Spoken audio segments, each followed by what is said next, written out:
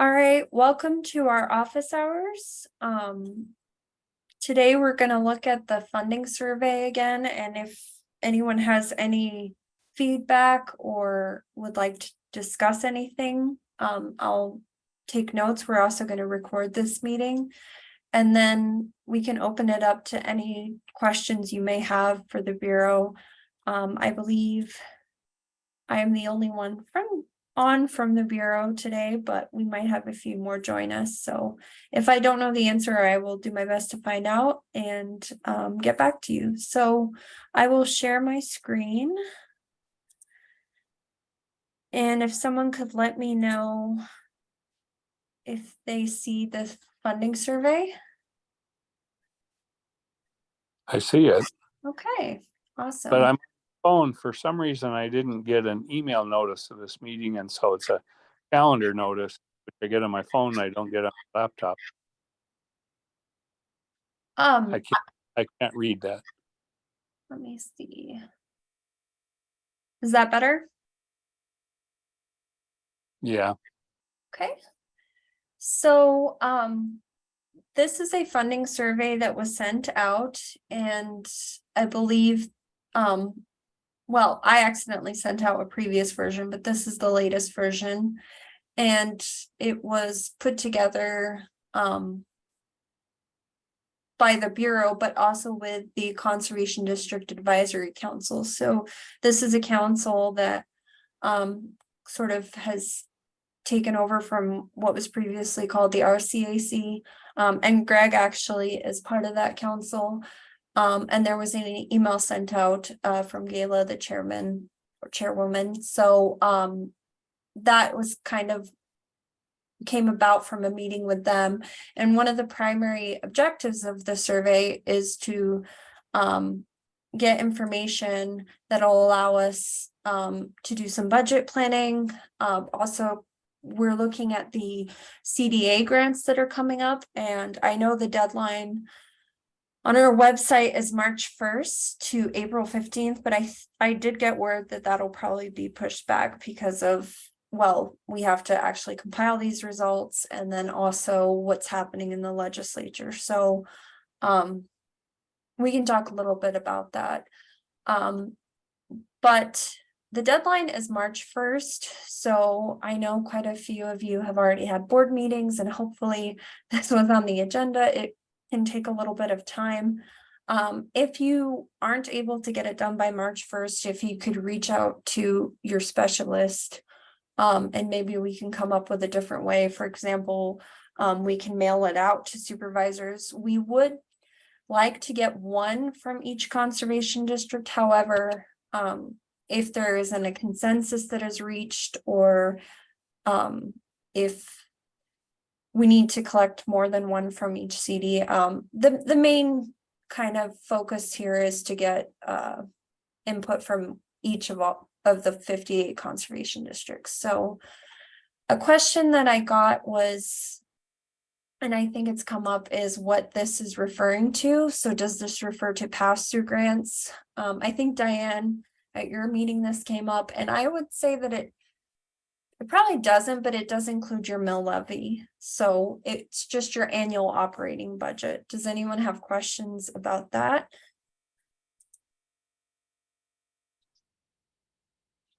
I see a lot of black screens and Greg, but just thought I'd clarify that. So you do want to include your mill levy in this as well. So like I said, we will be compiling the results of this survey, and it's definitely important to get input from each CD.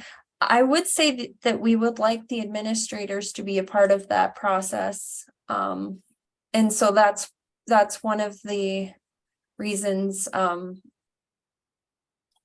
having it at the board meeting is good. And I also wanted to mention, sorry, that MACD is on here and the EO as well. So it was a combined effort with all these partners. Sorry if I missed that. I was just trying to remember to mention the advisory council as well. Okay, so one of the questions that I've gotten during discussion about the survey is what should you think about when filling it out? So here there's this point that mentions it's under the premise that your base budget could be up to $80,000 a year. You know, it's kind of the thought process is if money is no object, what would you like to do? And then moving on to readiness, one of the points that came up with one of my CDs that doesn't have an administrator is how much time would it take to actually hire someone? So there's a few different factors in that, but that might actually impact how ready a CD is able to increase their capacity if they don't have staff currently. Going on to need, I actually would work through this survey and sometimes come back to this question because it does address priorities, and as you work through the survey, you might come back and change the answer to this. And then the rest is kind of, well, not the rest. The next part is a checklist. So personnel is kind of a big one. I know that this has come up and it actually can be a priority for a CD. And I think for the most part, it is for each of the CDs that I've worked with, but it's the first section that comes up. I haven't seen much in terms of other here because I'm trying to think if anyone has written other into this section, but I think it includes quite a few different options.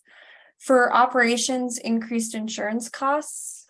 I think pretty much this is a big one right now. We're currently going through this. These are self-explanatory. Communications, I don't know, some CDs are interested in Zoom. And then I had quite a few that thought of, you know, equipment in terms of like a no-till drill, but then they went and checked this box instead. So I think this is more about, you know, your office equipment. And then with professional services, there's quite a few here. One thing to look at with the human resources is if your CD is interested in hiring additional staff, you may want to think about, would you need more support with HR? And then the graphic design and marketing, I know we in-house at the Bureau have worked with a PR firm. So I know a few CDs were like, well, we have Eric, so do we really need to check this box? Sorry, did anyone?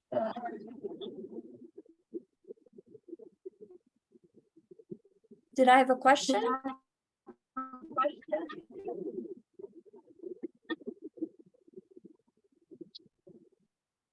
Steph, did you have something to add? Okay, sorry. No, I am here though, so okay. I'm happy to answer questions that you can pass off to me or anything. Okay, thanks. So, but I'll put myself on mute because I'm driving. Yeah. Yep, no worries. So yeah, the professional services, they can be housed externally. Some CDs are, you know, looking at an education coordinator, you know, hub model. So it's kind of for other, you could maybe think of some other professional services. And we actually have a question later on in the survey to address that. So programs, I think these are pretty self-explanatory. I haven't seen anyone really put anything under other, but we try to include, well, I would say anything and everything under the sun. Does anyone have any questions about what these different programs are or examples?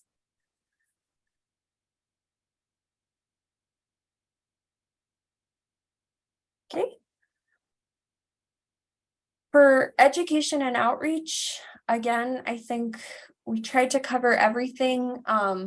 In terms of marketing, I had a question come up. How is this different from the marketing up here. So here I would say, you know, if you're thinking a PR firm for marketing the CD as a whole, and then this one is under education and outreach. So, you know, quite a few CDs have mentioned that they have a hard time, especially in the eastern part of the state, having attendance at their workshops. So perhaps, you know, trying to increase the marketing of events and what's the best way to do that. So that's basically education outreach. Some other folks have looked at adding scholarships in case there are some great schools around the state and they don't want to necessarily, the CD may not want to put on an event locally, but they may want to send somebody.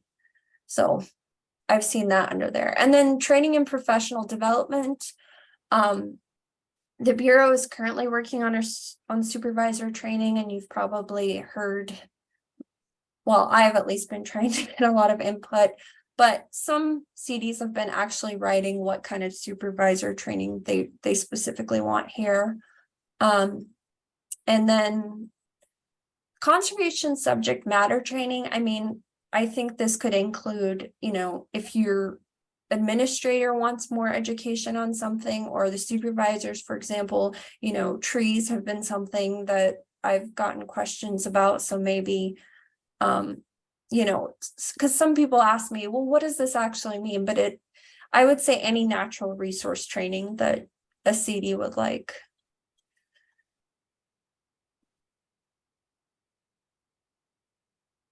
So under planning, I guess before you would fill out this section, I would actually look at a question down below, and it's number 3.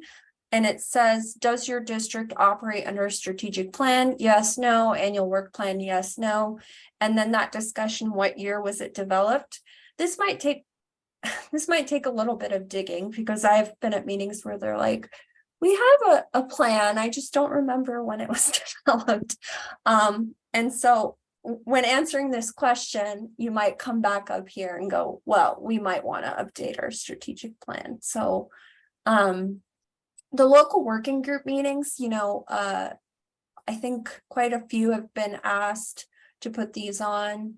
But, you know, would the CD like to host more of them perhaps around the county instead of one central location? Especially perhaps hosting meetings that aren't just the NRCS trying, you know, to figure out the tip, but is the CD interested in hosting more of these meetings? And then funding for emergency preparedness and response. This was a big point of discussion this past year. And then capital improvement projects. So I would say sheds, buildings, things like that. I don't know if there's any other examples I can think of, something that doesn't depreciate. And then with travel expenses, I think, you know, potentially considering the cost of travel. So once you go through checking boxes, what I'm finding is that supervisors have a lot of discussion. They start thinking and brainstorming, which is great, but you know, it can take a lot of time and there's a lot of tangents that go on. So it's good to have some discussion, but then coming down here to the 3 priorities, it's like, okay, now what are we going to say are our top 3? And this can actually be a little time consuming talking through this. I didn't really push for which one is 1, 2, and 3. I just kind of went with what's your top 3 and then just filled it out. And I think it does flow naturally after checking all these boxes. I think if you go straight to here, the discussions haven't been had and it's a little more challenging. So yeah. And then the next ones are more free response. So the staff question, I think, is pretty self-explanatory. The internal or external audits, this is part of the accountability piece that has been mentioned, and some CDs are doing internal only, some are doing external, and we do want an answer on how often. So, and we talked about the strategic plan. So number 4 comes from these top 3 priorities that are listed above. And then number 5 follows that. So if there's some funding that is needed, how would you address this lack of funding?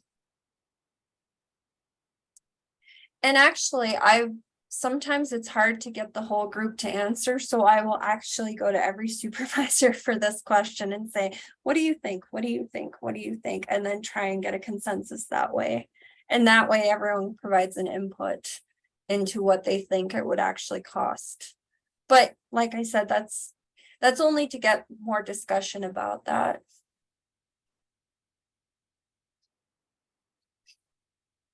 I think 6 kind of follows naturally from 5.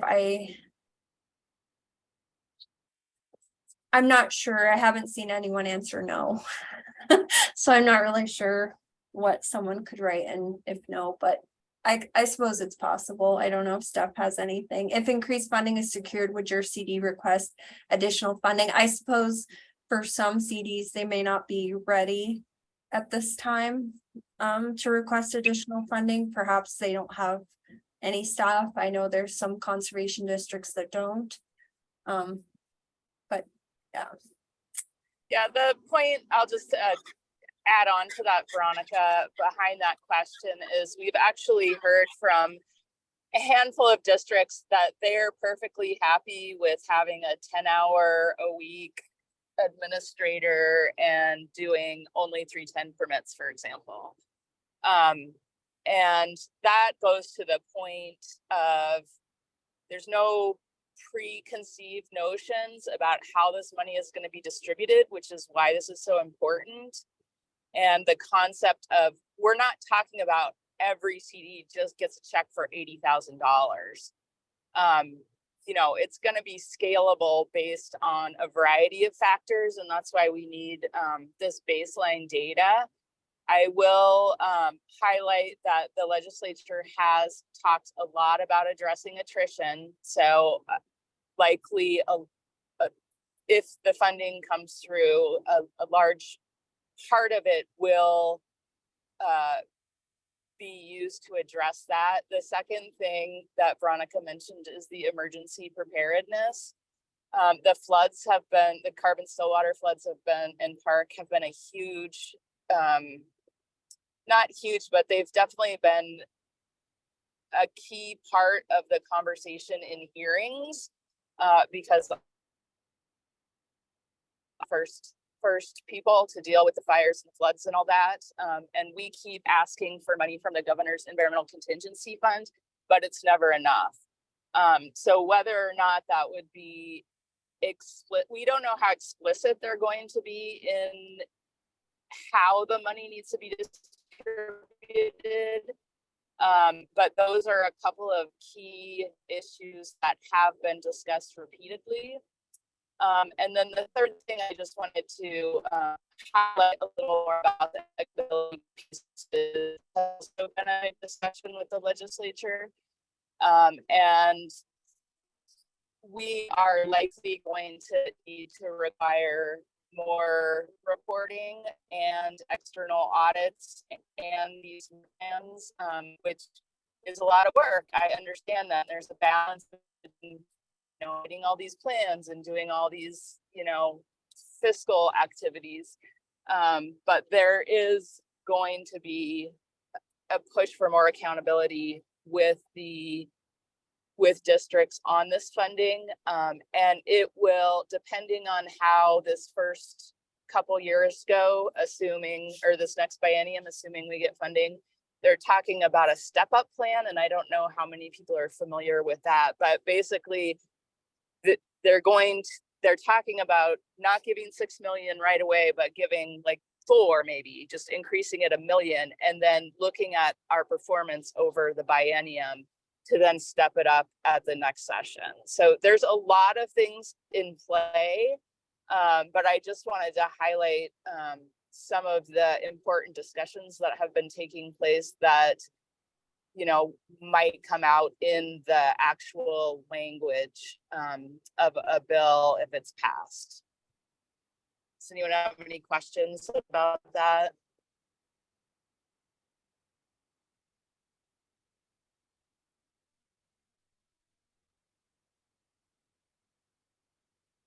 All right, the one other thing I guess I forgot in terms of professional services is looking at trying to figure out how to do the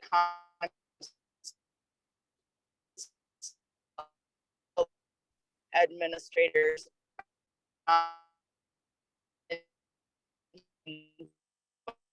Sorry, Steph, you broke up quite a bit.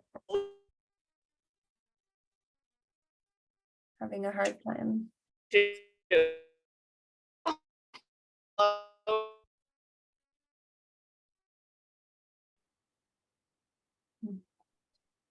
We might hear back from Steph regarding your last comment on professional services. I did want to mention that Becca put in the chat. Another thing to note, there's another bill around disaster mitigation preparedness funding that is moving to be determined on if it passes, but would be a good source for districts if it does. I think I'm back. Oh, okay, sorry, I think you cut out when you were talking about professional services. Okay, yeah, what I wanted to say about that, and sorry if some of this is repetitive because I don't know where I dropped off, is that you know, districts have evolved since they were first established last century, and the position of an administrator has become a lot more challenging and more complex. So we've talked a lot about the concept of hiring some centralized services so that districts don't have to do tasks that they don't want to do, so that they could, you know, focus more on conservation. So a couple examples would be payroll and strategic planning, actually, you know, hiring contractors to help take that off administrators' plates. And that's what we need to know, what people want to do and what people don't. But I was saying a lot of the younger, or I shouldn't say younger, but new hires, some of them young, some of them not as young, but we're, you know, anyway, butchering what I'm trying to say, have expressed that they don't really, they want to spend more time doing conservation work versus a lot of the mundane office tasks. So we're trying to assess how we could potentially centralize services to take that off of the plate of administrators, to allow more time for project kind of work. Another thing that we've talked a lot about is actually having a grant writer on contract that folks can tap into so that we can have more competitive applications with different grant opportunities, and particularly since there's so much money right now, and it looks like it's you know, it's going to be a few more years of some pretty good funding opportunities. So I just wanted to mention that in terms of what we're looking at in terms of those professional services. You know, what would districts like to take off of their plate? That's something that could be contracted out.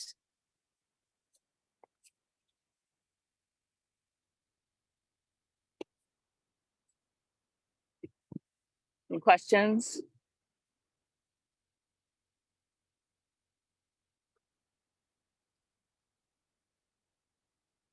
Yeah, and I guess I'm gonna start driving again. But the last thing is, you know, we don't want to do this in a vacuum. We want to hear what you guys need. And again, districts have evolved over time. The job is becoming more and more demanding.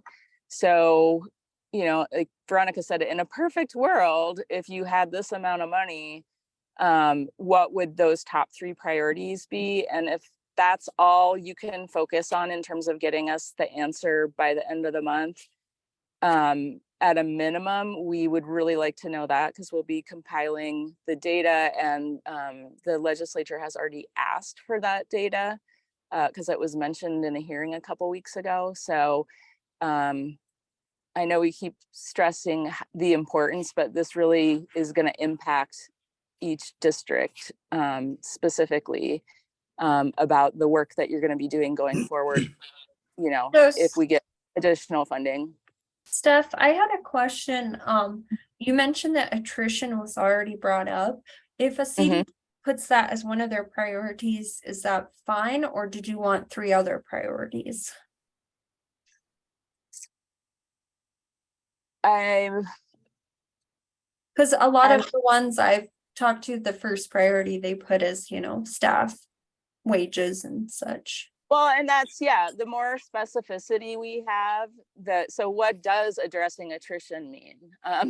And, you know, it's come up over and over: health insurance, you know, some sort of retirement assistance, and it varies throughout districts, having a minimum base rate that's competitive with other similar positions. So in terms of keeping staff, you know, what types of activities need to be funded to reduce that? You know, full-time, you know, another, maybe having a full-time project person and then a part-time person who does the books. I mean, there's so many options, but that's again why we need the baseline data to even start to sort through what collectively district's priorities are. So if they list that in their priorities, that's perfectly fine. Yeah. Yeah. Okay. And we'll come back to you if we're like, we're not quite sure what you mean, or, you know, because we want to, you know, we want to have some solid data for the legislature so that they understand how this money would be distributed to districts and what the priorities are.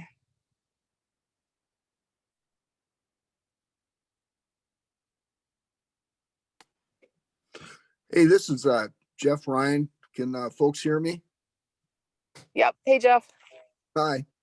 Hey, a couple of questions. We haven't formally sat down yet as a board, but we're going to have a special meeting. I think it's next week, Wednesday afternoon. But we did have kicked it around a little bit with emails. We started out with our first priority, which we changed, but it was, as many of you know, we're working on trying to put together an educational resource center on a piece of property that we hope to have control of in June. So the first question I have is, do you think some of this money might be able to be directed towards something like that? And then the second question, I've heard the sum 80,000 being kicked around. And I realize, you know, from the very beginning that was to bring our less fortunate CDs up to full-time staff level. Does that 80,000 though apply? Say Lewis and Clark came in looking for some money for the resource center. Would we have a cap of 80,000 or what, or not? And those two questions were at the moment. So what do folks think? Yeah, they're not easy questions to answer either. But just like I've said about, you know, previously, how I think we need to move forward with the Bureau is look at everything with fresh eyes, you know, and match that to the mission. So just because some districts are, you know, above whatever threshold, that should not eliminate them or exclude them for getting funding when they're doing amazing work. Another example is districts who do struggle with funding, but they work their butts off to get grant funding. So they're working on soft money, but then the current formula, you know, they get points deducted because they're out there, you know, raising more money to do more conservation work. So I'm looking at it as a clean slate, and want to hear from districts. And it'll just be interesting to see who wants to ramp up, who doesn't. But again, I think, Jeff, the goal is attrition is clearly a problem. You know, I don't know about the emergency thing. That may be a separate line item, but beyond that, how do we how do we distribute this money to get the best locally led conservation on the ground? And if that requires, help with a conservation center, that there's nothing off the table in my Right. mind right now. Okay, The other thing, which has been a big discussion, and there's going to be a special roundtable, it's on the 21st, I believe, is that there are issues with some CDs in NRCS offices, and sometimes those partnerships aren't working well, or there's a government shutdown, or there's COVID and people are locked out of the building. So I know that has been a big topic of discussion with the EO. And like I said, there'll be on the 21st a discussion with Tom and Kyle to talk about that in more depth, because it seems that it's becoming more of an issue than less of an issue since I came on board, with districts, really feeling like they need their own space, or the culture needs to change, or whatever the case could be. So does that help answer your question? it does, in fact, especially the last issue you talked about, sharing office space, NRCS. One of the other parts of our educational resource center ultimately would be probably constructing our own office space, and a space large enough to not only house us, but perhaps other entities that are doing similar business. So that all fits into what our plans are. Earlier, I mentioned that we had that educational resource center, I guess be office building, as priority 1. We did move it to priority 2 and move staffing back up to priority 1. And it may not stay that way after we have our special meeting, but the thought on that was we can have the greatest ideas in the world, and we don't have staff to carry them out, we're out of luck. So staff is our number one, and keeping staff and keeping staff happy. So that's where we're at. Onboarding and offboarding and recruiting and all the different succession planning, all those different pieces. We've been working with the EO on to get some of those programs strengthened. But yeah, it all takes money. But if you don't have employees, it's you supervisors trying to keep things moving, which is a challenge when you're not even getting paid for what you're doing. So, well, in our last priority and again, they may change when we have our special board meeting, but the last was having monies available for those things you had talked about earlier, those things that the administrator either doesn't like to do or it takes precious time away from real work, conservation work. So that was our third priority. How can we get some assistance with that? And in our case, it's a crying shame to waste Chris on day-to-day paper pushing. So, that's where we're coming from. But I would imagine in many of the districts out there, they have similar concerns. So that's where we're at, to be determined come next Wednesday. So we will definitely get a survey back to you folks. So, and we appreciate the opportunity to do that. And I'm curious too what'll come in. So this is kind of fun. That's all I got. Thank you. I will be at your meeting, Jeff. I'm planning to. The other thing I was just thinking was what we can do is once we compile what we get in is summarize it and send it back out. And, we might need maybe a round 2 or something, but I'm really interested in hearing from everyone. Once that preliminary data comes out, are there additional steps that we need to take in terms of collecting the data? So, we're doing the best we can with the funding that we get.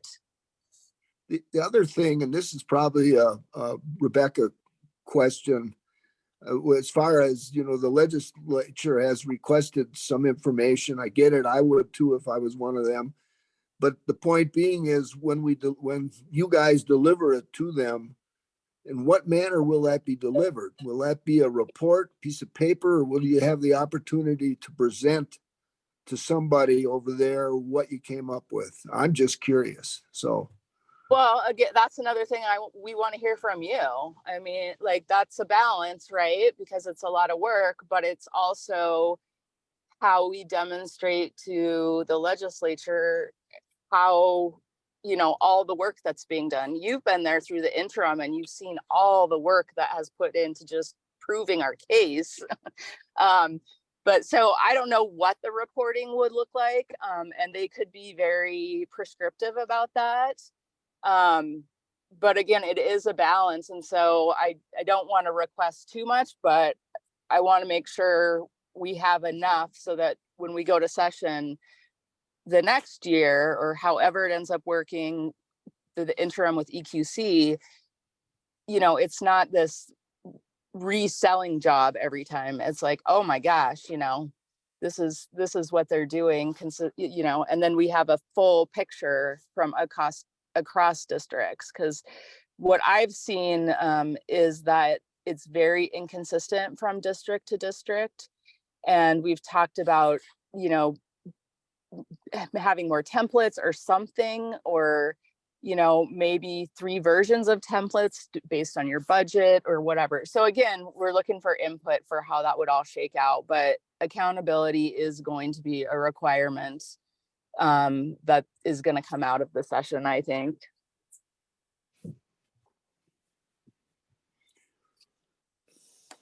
Okay. Thanks, Steph. That was a lot of good information that provides background to the survey. I did want to mention along the point of the $80,000. So I've received that question a lot. And I think that number came from a sort of a budget justification. It wasn't necessarily anything from the bill. But for question number 5, considering all your priorities, I've had some CDs that have quite a bit higher number here than 80,000. So just wanted to mention that you don't have to be limited by that number when answering number 5. Yeah, that's a good point, Veronica, because as we know, inflation has not kept up, or, there's been no cost of living increases or anything like that. So there's so many different pieces that go into this. And that was just a way, the 80,000 was just a baseline to get a potential, starting place. So if you can, need $200,000 and you can do X number of, conservation projects and yada, yada, yada, then, we just need the data so that we can provide that. This is Greg. As I understand, there's lots of different parts, but on the 2 primary parts, the administrative grants and the project grants, that the administrative grants are to move a district whose locally generated revenue is below 80,000 up to, if they wish to apply for it, up to 80,000. If a district already has from their mill levy over $80,000, then there isn't anything to move up to with that money. It's like the school equalization thing and visions of the wars we went through over that in the late 80s and early 90s. But that's a capacity building for the low tax base districts. The project grants are the ones that some of those low tax base districts aren't even equipped to apply for, much less get and manage, and that's why they need the capacity grant, the administrative grant. The other districts that have the higher mill levy revenues right now, they're fully they're in fact invited and encouraged to come in on project grants, because they've got the base by which they can develop project grants and then apply for them and administer them. And they can augment their program to do more than they're able to with their existing mill levy. And so that's how I understand it is going to work. I don't think it's a proposal that's going to say everybody starts out with $80,000 and then whatever your local mill levy raises, you have that on top of it. Yep, that's right. That formula, like, we're looking at everything with fresh eye. I don't even know if it will be CDA grants versus project. I mean, all of that is up for discussion. And we're just in so much flux right now. I mean, certainly there will be project money and there will be capacity money. And what the survey is going to help us identify is how much we put in each of those pots based on priorities and district's ability to carry them out. Yeah, I Well- think the previous grant program was kind of how that budget justification was developed. But I think what Steph's saying is that that is all, you know, it's not set in stone. But that was what I think the budget justification with the 80,000 was developed from, was the administrative grants being previously brought up to 40,000. So they were looking at, well, if we doubled it. Yep. Yeah, it was just a way for them to wrap their heads around how low or how the funding varies from, you know, a couple $1,000 mill levy up to over 100 and the disparities between the different districts. But it's not anything that I don't think is going to stick in a bill that we'd have to be constrained by.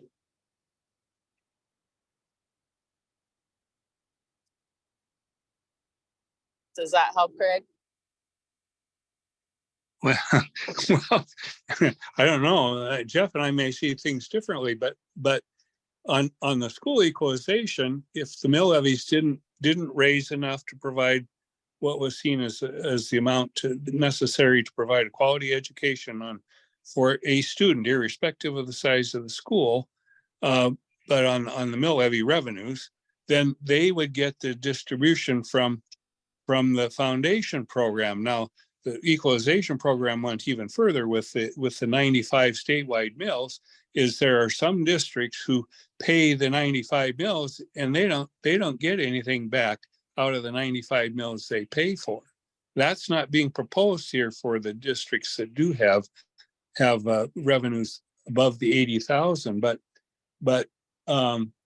it would. I'm sure there are people that think, well, why can't the rich school districts get the same amount of money as a poor school district? Well, you start out with more money on a per capita basis than the poorer districts, and they're trying to get them up into some measure of equity and capacity to provide the bare minimums of what is necessary, and then a district can proceed to secure funding above that if they are able beyond the bare minimum. And that, so I don't know, when you say everything's up in the air, if my understanding of how this program was gonna occur isn't how it's gonna occur, and I think you'd have to recalculate, and I don't know what basis you'd recalculate some part of $80,000 districts that their local mill levies are more than 80,000, raise more than. I don't know how you calculate what the difference is that you're granting to bring them up to capacity.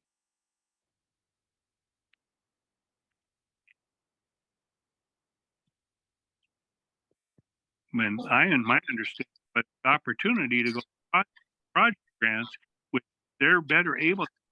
It takes a lot of time and effort to write project grants, and when you have more half-time employee, you're able to do. and we can't do from Blaine County. Greg, I think we lost Steph, but I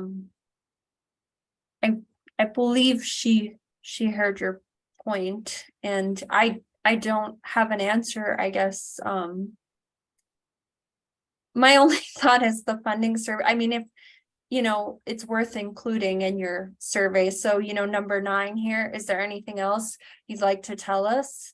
I would definitely include your thoughts on that. I don't have an answer, and I don't see Steph on here, so I guess I would just add it to the survey. Hey, this is Jeff. Hey, Craig, just a clarification. My understanding was what your understanding is too, up until that last meeting we sat in on your, what's the acronym for the group you're on? ADAP. Yeah, okay. And that's when it was the first time I'd heard that there may be monies available to, I'll just say us richer CDs. But the bottom line is, our CD would be the first to admit that if for some reason the money doesn't come in from the legislature, there's barely enough to get folks up to that 80K that want it, we'll just stand down. We were only responding, thinking that, well, if a pile of money comes in, I would say you would agree one of the last things in the world you want to do is ask for a pile of money and then not be able to spend it. So that's where we were coming from, Craig. We'll just go with the flow. Well, I mean, to the extent some of the under 80,000 local revenue CDs don't apply for that gap, and that means that portion of it would be left over. That will go into the project, should go into the project account that's available for every CD to come in with quality projects to get funded and to meet local needs. But I don't know how you write a formula that gives somebody who's earning, their mill levy is earning, I mean, our mill levy raises 23,000. And so but if our mill levy raised 81,000, I don't know how you find a number between the 81,000, which is over the 80, and to be a number that distributes under that kind of formula. But if our county said, oh well, we're currently at 36, and so with the administrative grant we were getting this year, and so we'll just go to 40, and that leaves the other 40,000 that's pool available to everybody. But based on the quality of the project you come in with, and I have no doubt Lewis and Clark is able to you guys are doing some really remarkable stuff down, and I wish we could do a fraction of that here. We're thanks, Craig. We are doing quite a bit. The irony is, even though our mill levy is around 150,000, when we had our resource tech on board, he left to go back to school, and we'll try to refund that. But the irony was that mill levy was almost eaten all up by just administrator wage and our resource tech wage. Now, the beauty of it was it did allow us to go after grants, and we were able to pull in about 2 to 1, about $150,000 extra in grants that came in. So you're right. If you have staff, you have the ability to go for more money, but that pretty well put us at the limit of what we could even go for grants.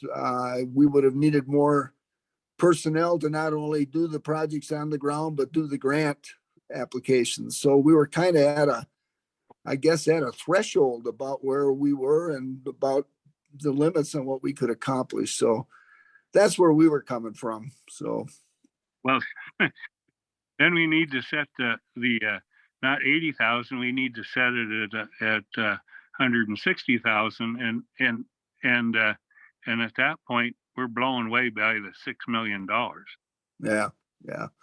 But we have no problems. We can figure out a way to take a run at more of the grant monies. Don't get me wrong, and we will. It's just that we're pushing our limits where we are right now.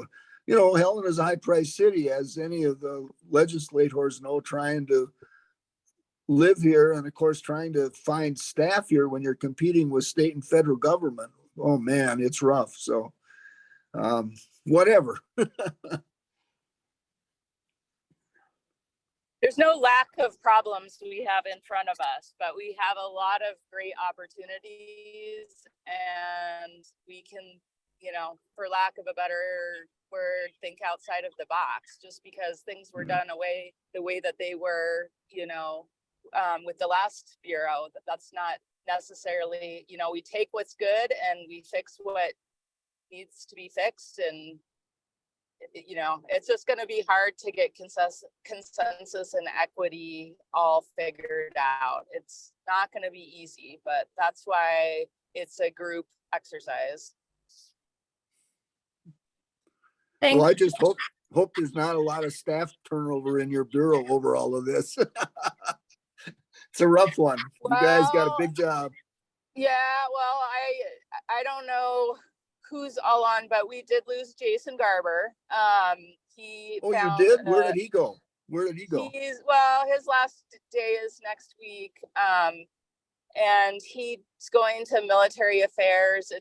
It's kind of a step up for him in terms of the work that he wants to do. So yeah, but I hope so. I think we're good. You're gonna stay, right, Veronica? Yeah, I get to hang out with my dogs. Yeah. No, and you know, that's why in our strategic plan, like keeping the bureau staff happy rose to such a high priority, because if we don't have a functional staff, then how are we going to be able to service districts, you know? But Mark has been really clear with the legislature that this money is not going to the bureau for additional staff. So we need to think of creative ways to get it to districts, but still with our limited, you know, staffing situation, be able to support, you know, what's to come. So like I said, it's a challenge, but it's also a good opportunity. Yeah. Well, we have a few minutes left, so I'll just finish going through the survey. So on question 7, you know, this is an important question in light of what we've been discussing. How soon would your district be equipped to begin working? And then how much funding would you need for each priority? And I'm already realizing that some of my CDs, we might need to get a bit more information from them on this one. And then for number 8, one thing that's come up with additional services, just to get, you know, you thinking about things. We had a lot of services listed under professional services, but one CD I'm working with, for example, they have a grazing project. They have a lot of long-term data, and they're currently working on putting a presentation together with this data, and they're really struggling. So one thought that came up is maybe they need, you know, a consultant, a biologist to look at their data.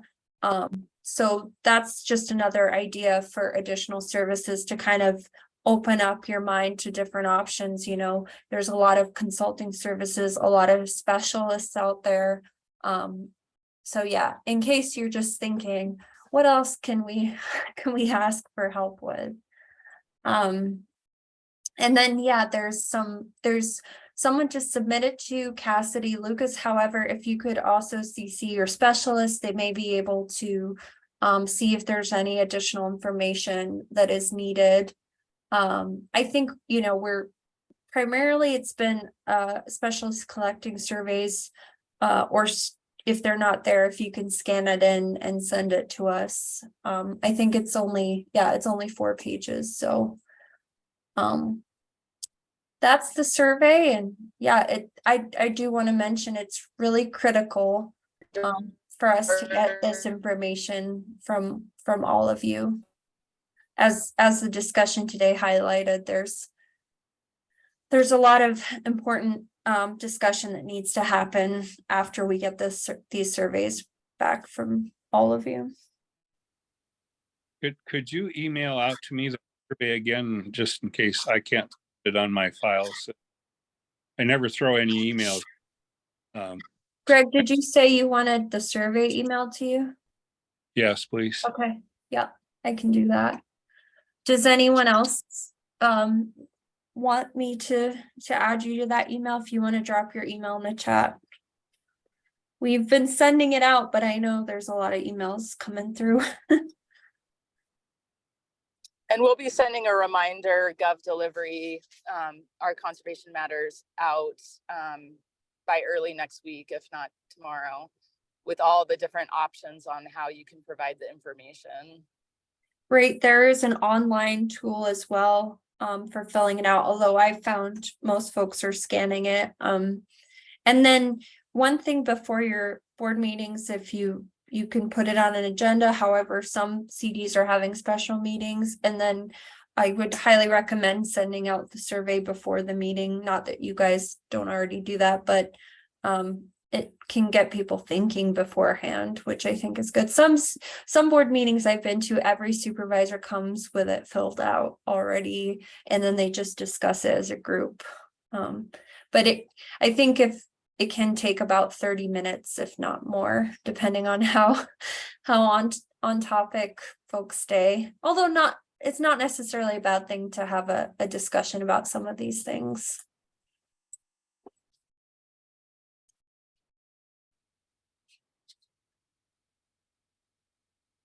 Okay. Wow, we are out of time on this office hours. I think we will, we're not having any office hours next week, but we'll resume the first and third Thursday of every month at 2 p.m. And I don't know what our topics are for next month yet, but we will be sending out reminders. And we're always looking to hear from you on what you would like us to cover. Well, I would like to get the department straightened out on the way they send out 1099s for the reimbursements that we get for travel. I have some more information for you, Greg.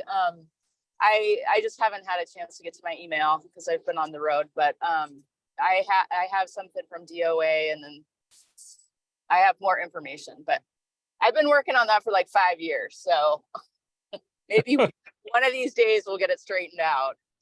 I did want to mention for anyone on the call, we didn't get to discuss insurance. There was a meeting before this one, I think it was yesterday, with Rocky Mountain Insurance, and there is a recording and it will be coming out, as well as a application package. So just because we didn't cover it today doesn't mean we've forgotten about it. But look forward to that. I think probably next week. All right, well, thanks everyone for joining. If you have any other questions, feel free to reach out, and then I will email this survey to you, Greg, and if anyone else needs a copy, let me know. Thank you. Good job. Thanks. Bye-bye.